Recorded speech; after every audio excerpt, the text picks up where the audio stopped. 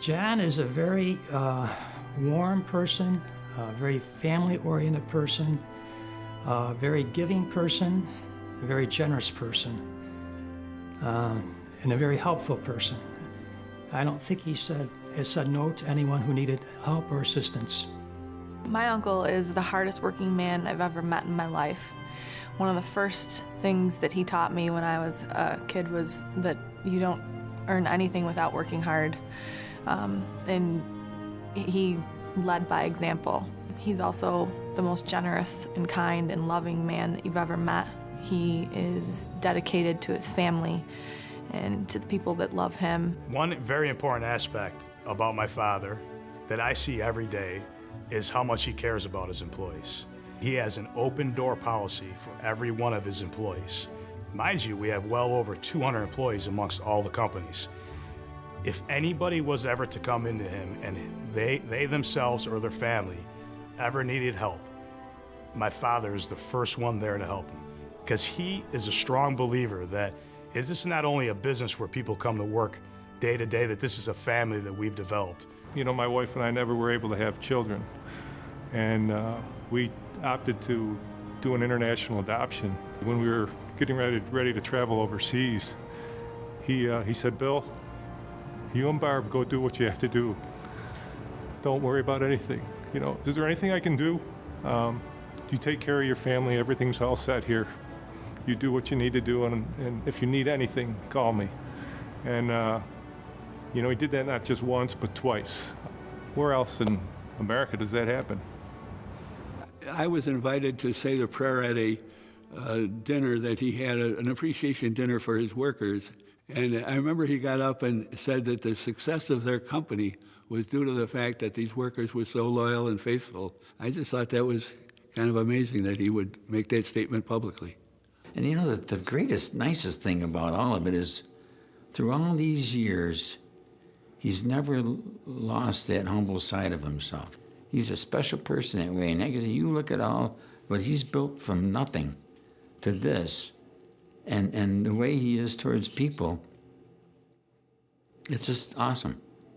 It's awesome. I'm proud to be able to say he's my best friend. When we were kids, we used to do work in the yard, and him and Grandpa Gizzi would be out there raking right along with us. You know, he's just the hardest working person I've ever seen.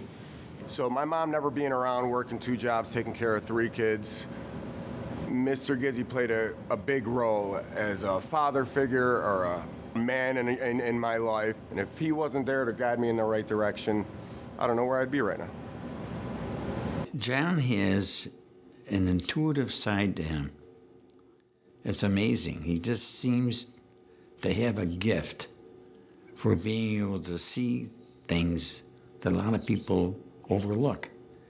And he seems to have that gift to be able to see the opportunity and build on it. I mean, they started in a little almost like a barn kind of building down in Old Dutchtown. It backed up to the Keeler Street Expressway. I mean, that's where they started. It was a rough neighborhood, but that's what they could afford. And that's when he started, you know, that's when he started from humble beginnings like that, you know, to grow it into this. The good thing about working for John at Precise, that his business, he's always growing his business, adding new equipment, building expansions, which gives, in return, the employees a chance to grow with the company. What I remember at a very early age with Precise Tool and Manufacturing and my father was that he was a very hands-on owner. We would go to work with him, and he would actually work on the floors with all the guys, elbow to elbow. He loves to work right alongside with them, you know, and teaching them. He's a great teacher.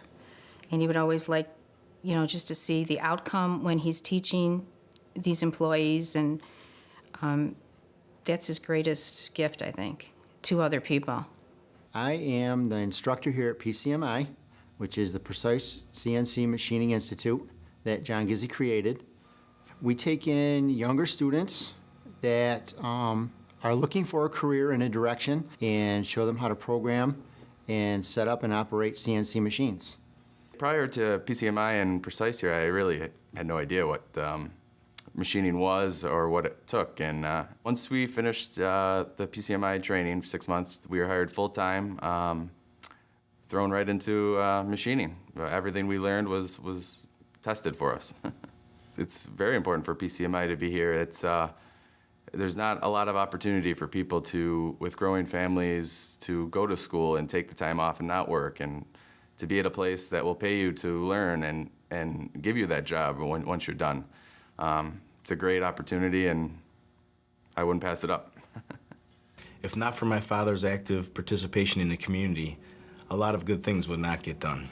I got him reconnected with Boy Scouts, and I can't tell you how many thousands upon thousands of dollars he's given to Boy Scouts of America for the different programs.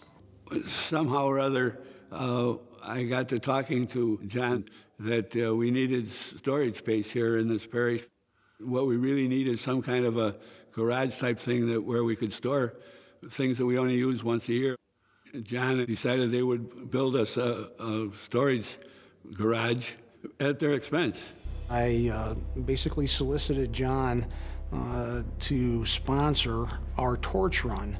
And as the event grew, John's donation and sponsorship grew also. It went from $1,000 to $10,000 sponsorship.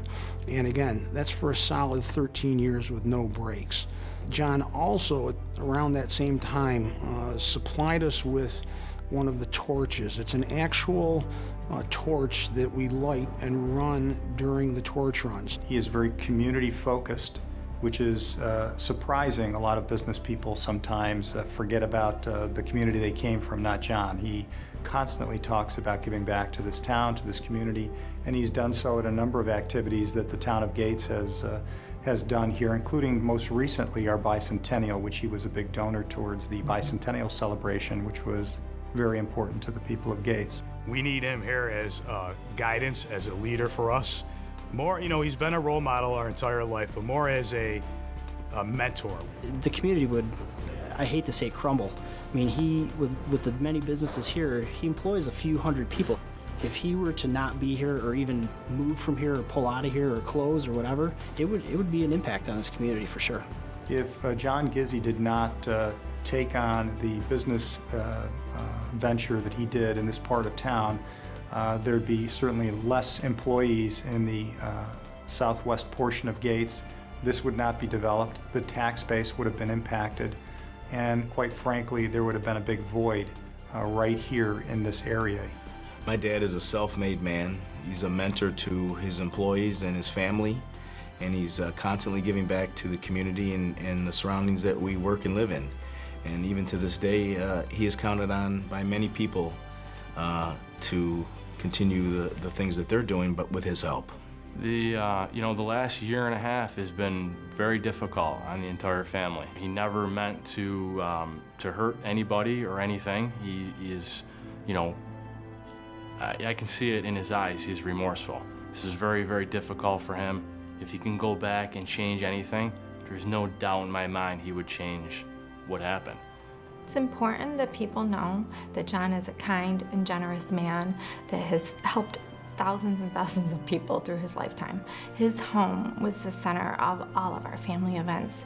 He became our foundation for our family. He's the glue for the family still to this day. My kids are at my parents' house every day. They call my father Papa. As soon as his car comes up the driveway, they run next door, Dad, can we go see Mimi and Papa? Can we go see Papa? It'd be very difficult to even explain to them where their grandfather was. I know living next door to my brother and my nephew and my niece, as they're a little bit older, this has all been very difficult for them as they understand things now. And in their point in their life, to not see their Papa, which I think is a huge role model for them, would be detrimental.